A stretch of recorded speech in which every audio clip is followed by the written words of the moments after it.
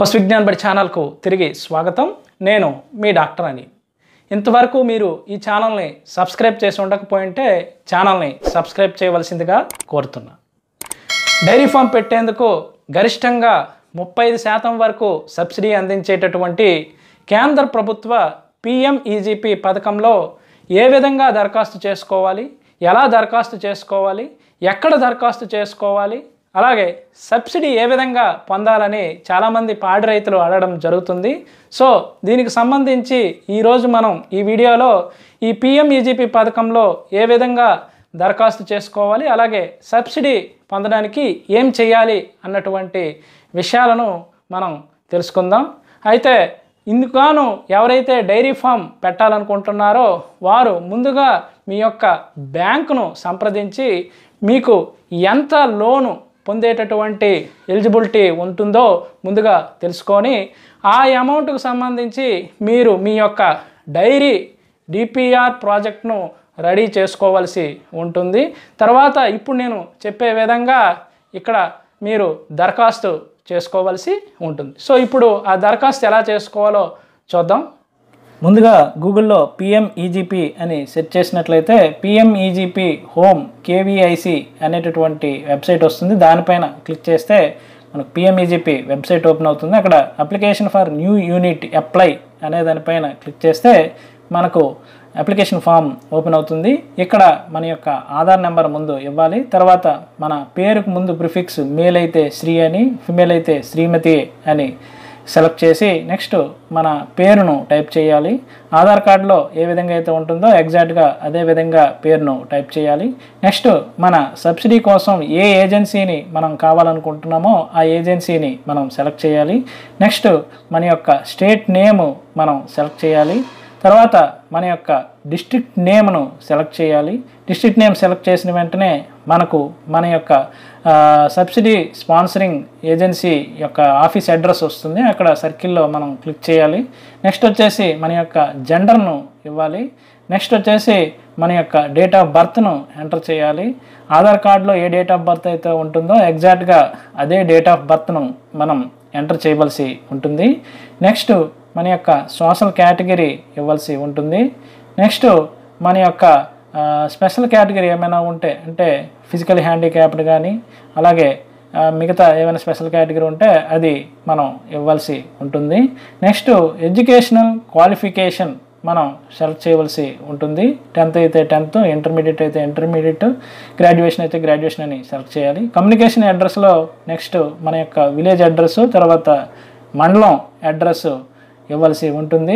Next వచ్చేసి pin code enter చేయవలసి ఉంటుంది. నెక్స్ట్ మన యొక్క మొబైల్ నెంబర్, పనిచేస్తున్నటువంటి మొబైల్ నెంబరు ఇవ్వాల్సి ఉంటుంది. ఎందుకంటే OTP దానికి వస్తుంది కాబట్టి మన మొబైల్ నెంబర్ ఇవ్వాలి.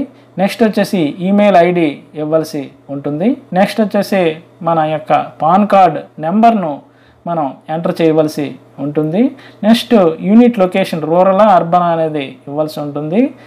మన యూనిట్ అడ్రస్ కమ్యూనికేషన్ అడ్రస్ ఒకటే అయినట్లయితే కమ్యూనికేషన్ అడ్రస్ని సేమ్ కాపీ కొట్టవచ్చు.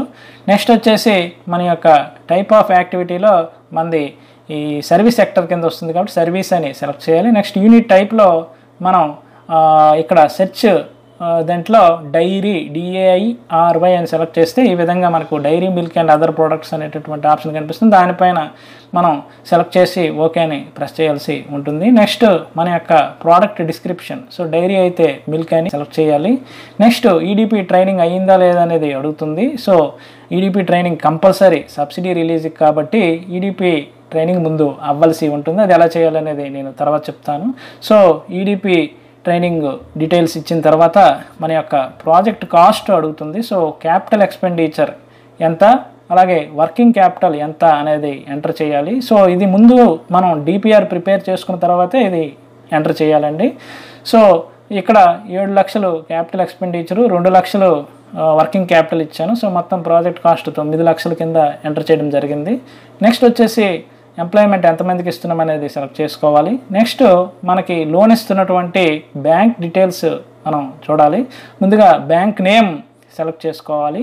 తర్వాత బ్రాంచ్ నేమ్ మనం సెలెక్ట్ చేయాల్సి ఉంటుంది. సో ఇక్కడ మనకు సెర్చ్ బై బ్రాంచ్ నేమ్ దగ్గర మీ యొక్క బ్రాంచ్ పేరు కానీ టైప్ చేసి సెర్చ్ అని క్లిక్ చేస్తే మనకు ఈ విధంగా బ్రాంచ్ నేమ్ వస్తుంది.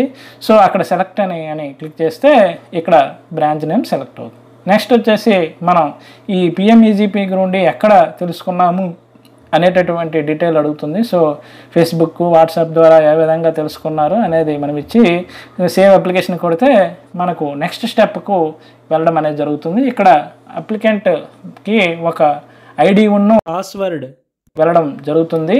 సో అక్కడ ఈ మెసేజ్లో మీరు చూడవచ్చు నా యొక్క యూజర్ ఐడి, పాస్వర్డ్. సో అవి ఎంటర్ చేసి మనం లాగిన్ అవ్వాల్సి ఉంటుంది. లాగిన్ అయిన తర్వాత మనకి ఇక్కడ అప్లికెంట్ డేటాలో ఏమైనా మార్పులు ఉంటే మనం ఇంతకుముందు ఎంటర్ చేసినవన్నీ కనిపిస్తాయి. సో ఏవైనా మార్పులు అయితే మార్పులు చేసి సేవ్ చేసుకోవచ్చు. నెక్స్ట్ స్కోర్ కార్డు ఎంటర్ చేయాలండి.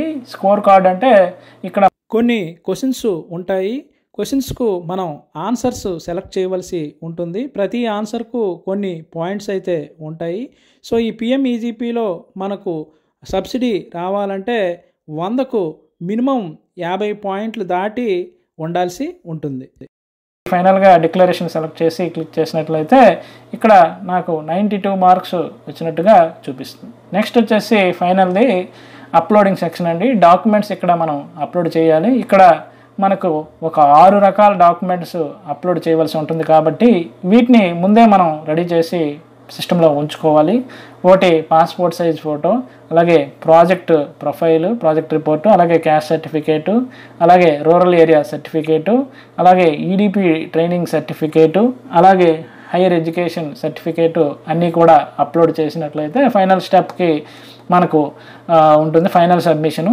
ఇక్కడ మనకు గెట్ ఓటీపీ అనే దాని మీద క్లిక్ చేసినట్లయితే మన మొబైల్కి ఓటీపీ వస్తుంది. సో ఆ ఓటీపీ ఎంటర్ చేసి సబ్మిట్ కొడితే ఈ విధంగా మనకు అప్లికేషన్ అనేది సబ్మిటెడ్ సక్సెస్ఫుల్లీ అనేటటువంటి మెసేజ్ వస్తుంది. సో ఈ అప్లికేషన్ మనం ప్రింట్ కూడా తీసుకునేటటువంటి అవకాశం ఉంటుంది. సో ఈ విధంగా మనం మన యొక్క అప్లికేషను యానిమల్స్ కొనుగోలుకి అయితే ఈ విధంగా డైరీ యూనిట్ అప్లై చేసుకునేటటువంటి అవకాశం ఉంటుంది.